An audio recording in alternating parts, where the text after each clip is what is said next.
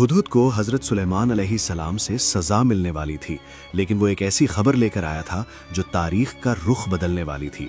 उसने कहा, ए बादशाह, मैंने वो देखा है जो आपने नहीं देखा। मैं सबा से आ रहा हूँ। सबा यमन की तरफ एक अजीम सल्तनत है, वहाँ एक औरत बादशाह है। सब हैरान रह गए, औरत और बादशाह? हुदहुद ने तफसील से बताया कि उसके पास एक अजीम तख्त है। हज़रत सुलेमान ने पूछा, कितना अजीम?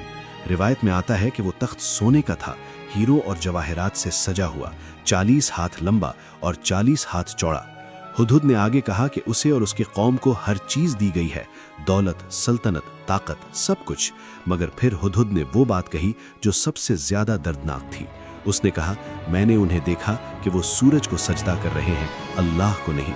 शैतान ने उनके अमाल उन्हें अच्छे दिखा दिए और उन्हें सीधे रास्ते से रोक दिया, इसलिए वो हिदायत नहीं पाते। फिर हुदहुद ने अपने अकीदे का इजहार किया कि अल्लाह वो है जिसके सामने कोई चीज छुपी नहीं रहती, न जमीन में न आसमान में। हजरत सुलेमान सोच में पड़ गए कि ये कितना बड़ा फितना है।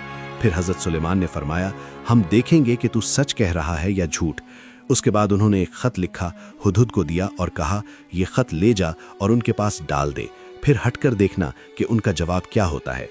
हुदहुद ने खत लिया और उड़ गया, हजारों किलोमीटर दूर सबा की तरफ, जहां मलका बिल्कीस अपने दरबार में बैठी थी। हुदहुद सबा पहुंचा। मलका बिल्कीस अपने तख्त पर थी। अचानक आसमान से खत गिरा। मलका हैरान हुई। उन्होंने खत खोला। उसमें लिखा था, बिस्मिल्लाहिर्रहमानिर्रहीम। फिर लिखा था, मेरे मुकाबले में सरकशी मत करो और मेरे पास मुसलमान बनकर आओ।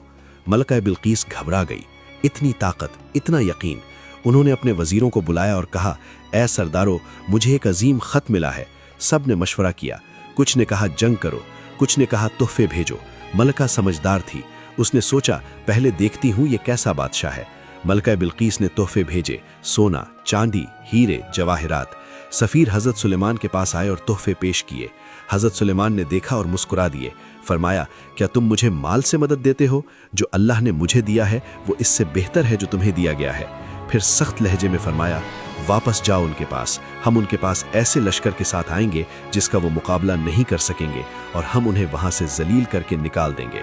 सफीर डर कर वापस